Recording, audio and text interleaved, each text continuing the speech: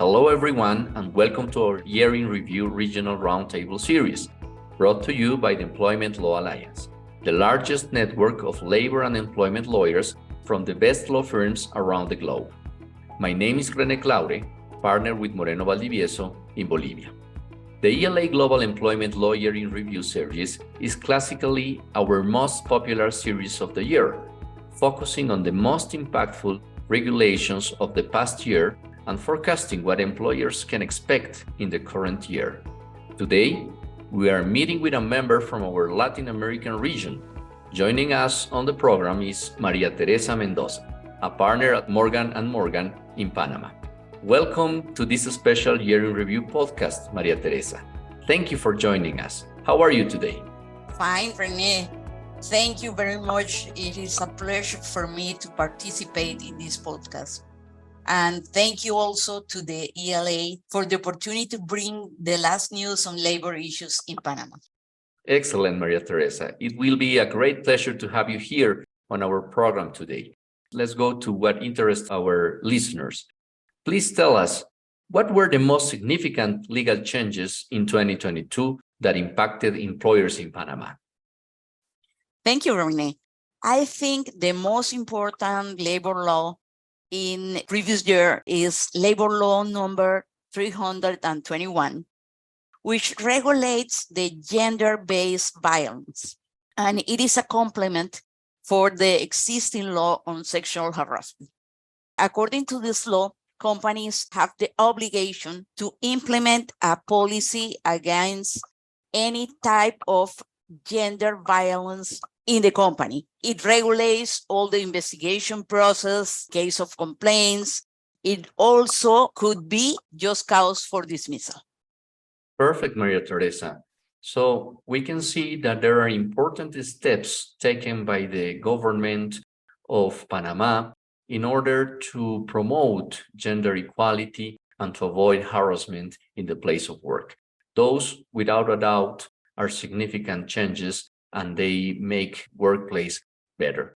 But regulations themselves are not enough. Let us talk for a moment about the impact of leadership or government changes in your country. What leadership or government changes, if any, impacted employment law in Panama over the past year, and what changes are you anticipating in 2023? Well, not just in 2023, but in the next year, we will have the general elections. In Panama, we have the whole elections, president, mayors for all cities, and members of Congress in one day.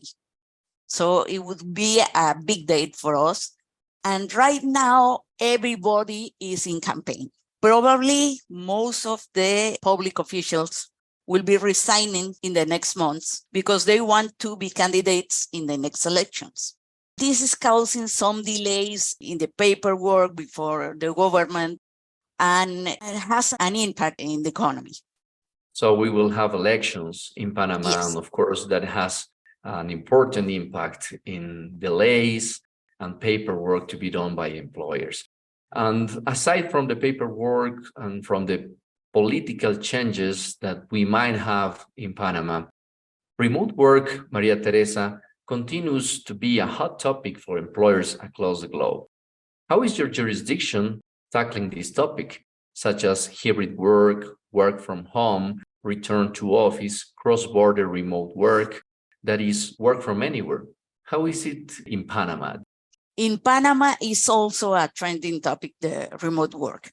During the pandemic, it was a necessity. In fact, in 2020, we issued the first law governing remote work. Later, in 2021, we issued another decree regulating remote work. And right now, I think most of the companies have remote work at least 1 or 2 days a week. Some companies have it in complete schedule, but many companies have remote work.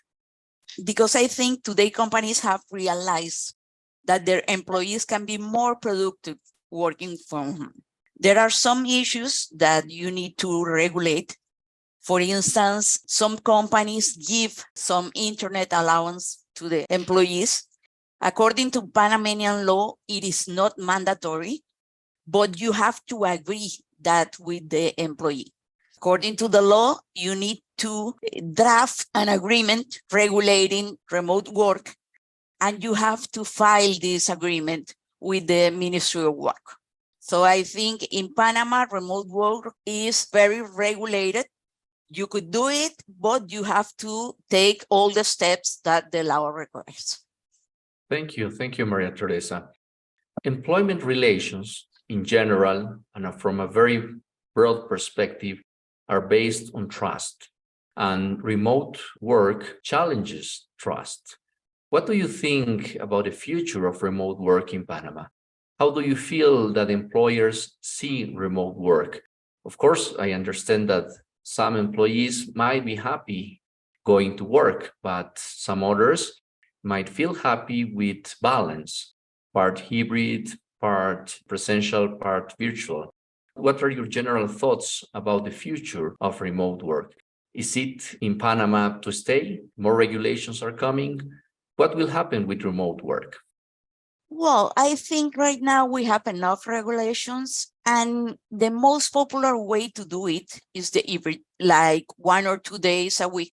In some cases, companies have small offices. For instance, if you want to go to the office, you have to make a reservation of the desk and all the meeting rooms that you need to use. So most of your time you are at home and you only go to the office when you need it.